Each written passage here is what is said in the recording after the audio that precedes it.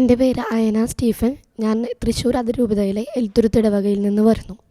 എനിക്ക് 12 വർഷമായിട്ട് dust allergy ഉണ്ട്.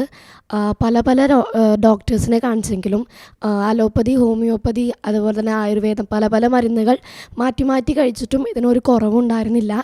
എൻ്റെ അമ്മ സ്ഥിരം പരിശുദ്ധ അമ്മയുടെ അത്ഭുത ജപമാല കണ്ട് പ്രാർത്ഥിക്കുന്ന ഒരാളായിരുന്നു. അതിലൊരു നിയോഗമായിരുന്നു അമ്മയുടെ എൻ്റെ മകളുടെ അലർജി മാറ്റി തരണേ എന്നും. ഞാനിവിടെ താമസിച്ചുള്ള ധ്യാനം ഓഗസ്റ്റിൽ കൂടുകയുണ്ടായി. അന്ന് 2ാമത്തെ ദിവസം അച്ഛൻ വിളിച്ചു പറഞ്ഞു, അലർജി ഉള്ളവർ പ്രാർത്ഥിക്കുക, കർത്താവ് സൗഖ്യം തരുന്നുണ്ടെന്ന്.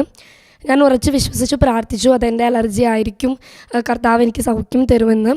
എനിക്ക് രാവിലെ എഴുന്നേറ്റ ഭയങ്കര തുമ്മലും അതുപോലെ നീരുവീഴ്ച, അങ്ങനെ എല്ലാ ബുദ്ധിമുട്ടോടുകൂടിയാണ് ഞാൻ എഴുന്നേൽക്കാറ്.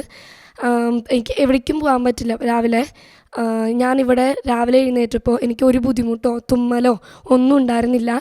എൻ്റെ അലർജി പൂർണ്ണമായും കർത്താവ് സൗഖ്യപ്പെടുത്തി. 2ാമത് എനിക്ക് ഫുഡ് അലർജി ഉണ്ട്. എനിക്ക് ഒട്ടുമിക്ക ഫുഡുകളും കഴിക്കാൻ പറ്റില്ല.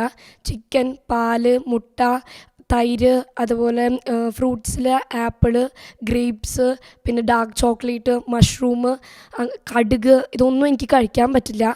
2ാമത്തെ ദിവസം അതേ ദിവസം അച്ഛൻ വിളിച്ചു പറഞ്ഞു, ഫുഡ് അലർജി ഉള്ളവർ ശക്തമായി പ്രാർത്ഥിച്ചോളൂ, കർത്താവ് തൊട്ട് അനുഗ്രഹിക്കുന്നുണ്ടെന്ന്. അപ്പം ഞാൻ ശക്തമായി പ്രാർത്ഥിച്ചു, അതെൻ്റെ തന്നെ ആയിരിക്കും ഇന്ന്. എൻ്റെ വീട്ടിൽ എനിക്ക് ഈ ഫുഡ് അലർജി ഉള്ളതുകൊണ്ട് അമ്മ സെപ്പറേറ്റ് ആണ് ഫുഡ് ഉണ്ടാക്കുക. ഞാൻ സെപ്പറേറ്റ് ആയിരുന്നു ഫുഡ് കഴിച്ചിരുന്നത്, പലതും ഒഴിവാക്കിയിട്ട്. ഇവിടെ താമസിച്ചുള്ള ധ്യാനത്തിന് ഫുഡ് ഐറ്റംസിൽ എനിക്ക് കഴിക്കാൻ പറ്റാത്ത കുറേ ഫുഡ് ഐറ്റംസ് ഉണ്ടായിരുന്നു. പക്ഷെ ഞാൻ പ്രാർത്ഥിച്ച് അത് കഴിച്ചു. ഇനി എനിക്ക് വല്ല അലർജി ഉള്ള ഫുഡ് ഐറ്റംസ് കഴിക്കുകയാണെങ്കിൽ എൻ്റെ ദേഹത്ത് ആകെ ചൊറിഞ്ഞ് പൊട്ടി കുരുക്കൾ വന്ന് അവിടെ നിന്ന് ചോര വരും. അത് അങ്ങനെയായിരുന്നു അതിൻ്റെ റിയാക്ഷൻ കാണിക്കുക ബോഡിയിൽ.